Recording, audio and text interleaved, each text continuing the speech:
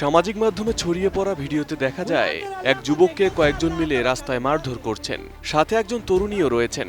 ওই যুবককে উদ্দেশ্য করে ভিডিওতে বারবার বলা হচ্ছে, ডাক তোর আল্লাহকে, কিভাবে তোর আল্লাহ তোকে বাঁচায়। ভিডিওটি দেখে এতটুকু স্পষ্ট, ওই যুবক একজন মুসলিম এবং ঘটনাটি ভারতের কোনো রাজ্যের। ভিডিওতে দেখা যায় ওই যুবককে মারধর করেন বাকি যুবকরা এবং ওই দলে যুক্ত থাকা নারীটিও যুবককে মারধর করছেন। এক পর্যায়ে কাপড়ে ব্যবহার করা নীল ওই যুবকের মাথায় ও শরীরে ঢেলে দেয় ওই তরুণী। সামাজিক মাধ্যমে ছড়িয়ে পড়া 55 সেকেন্ডের ওই ভিডিওতে দেখা যায় ওই যুবকের ওপর যখন নির্যাতন চলছিল সেখানে অবস্থান করছিলেন একজন পুলিশ সদস্য। তার সামনেই চলে এই মারধরের ঘটনা। এক পর্যায়ে পুলিশ সদস্য বাধা দিতে এগিয়ে এলেও বাধা না মেনে ওই যুবকের উপর নির্যাতন চালায় ওইসব হিন্দু যুবকরা। এক পর্যায়ে জয় শ্রীরাম বলে ওই যুবককে মারধর করতে করতে অন্য কোথাও নিয়ে যান তারা। তবে ভিডিওটি ভারতের এটা নিশ্চিত করা গেলেও ঠিক কোন রাজ্যে এবং ঠিক কী কারণে ওই যুবককে নির্যাতন করা হয় সে বিষয়ে বিস্তারিত কোনো তথ্য পাওয়া যায়নি। তবে ভিডিওতে শোনা যায় ওই যুবকের বিরুদ্ধে হিন্দু নারীকে উত্ত্যক্ত করার অভিযোগ তুলে মারধর করছেন তারা।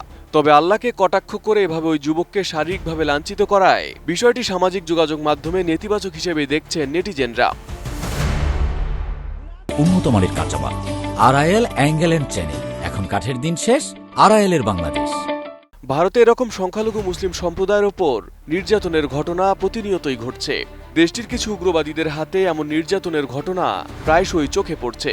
কখনো কাউকে জোর করে জয় শ্রীরাম বলানো, কখনো মুসলিম নারীদের পর্দা নিয়ে কটাক্ষ, এমনকি গোহত্যার অভিযোগ তুলেও চলে পৈশাচিক বর্বরতা। এমন ঘটনা যে শুধু সাধারণ উগ্রবাদীরাই ঘটাচ্ছেন তা নয়, দেশটির ক্ষমতাসীন বিজেপির শীর্ষ নেতারাও নানা সময় মুসলিম বিদ্বেষী বক্তব্য দিয়ে সরব থাকেন। এর মধ্যে অন্যতম পশ্চিমবঙ্গের মুখ্যমন্ত্রী শুভেন্দু অধিকারী, যিনি তার প্রায় প্রতিটি বক্তব্যে মুসলিম বিদ্বেষী বক্তব্য দিয়ে আলোচনায় থাকেন। जितना मुसलमान वोट देने के लिए निकला सब ममता को वोट दिया और मुझे हिंदू, सिख, जैन, बुद्धिस्ट लोग ने आशीर्वाद देकर जिताया। আরও রয়েছেন আসামের মুখ্যমন্ত্রী হিমন্ত বিশ্ব শর্মা, যিনি মুসলিমদের কটাক্ষ করে প্রতিনিয়ত বিভিন্ন এআই ভিডিও সামাজিক মাধ্যমে প্রচার করে যাচ্ছেন। শুধু শুভেন্দু কিংবা হিমন্ত নন, অধিকাংশ বিজেপি নেতাই উগ্রবাদকে সমর্থন দিয়ে মুসলিম বিদ্বেষী বক্তব্য দিয়ে সরব থাকেন। এ নিয়ে আন্তর্জাতিক মানবাধিকার সংস্থাগুলো উদ্বেগ জানালেও ভারত সরকারের পক্ষ থেকে খুব একটা পদক্ষেপ চোখে পড়ে না।